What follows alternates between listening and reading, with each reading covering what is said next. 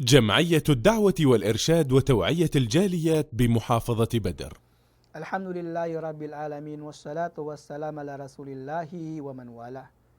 Kung handa na ang isang tao o ang isang lalaki na bumuo ng pamilya at gusto na niyang mag-asawa, hanapin niya ang mabuting asawa na makakatulong sa kanya dito sa mundo hanggang sa kabilang buhay, na nabanggit sa hadis ng Propeta Muhammad sallallahu alaihi wasallam.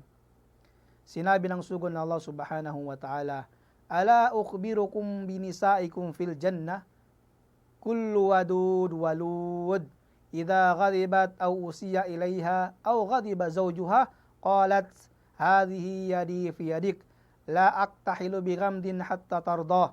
Sinabi ng Propeta Muhammad sallallahu alaihi wasallam, sasabihin ko sa inyo ang mabuting asawa o mapapangasawa nyo, ang mga katangian ng mabuting asawa na makakapasok sa paraiso na mapapangasawa ninyo, sila ang lahat ng mapagmahal at palaanak. At kung sila ay nagalit o ginawan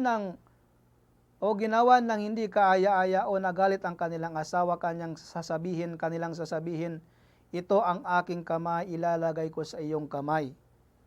Hindi ako pipikit hanggat hindi ka nalulugod sa akin. Subhanallah.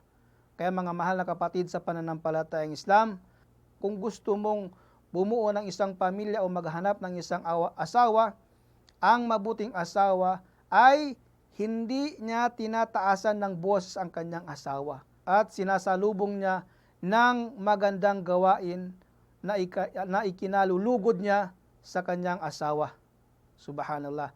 Naway sa mga gustong mag-asawa ay makahanap ng mga katangian na nabanggit sa hadis ng Propeta Muhammad sallallahu alaihi wasallam. Wabillahi taufiq wal hidayah. Assalamualaikum warahmatullahi wabarakatuh.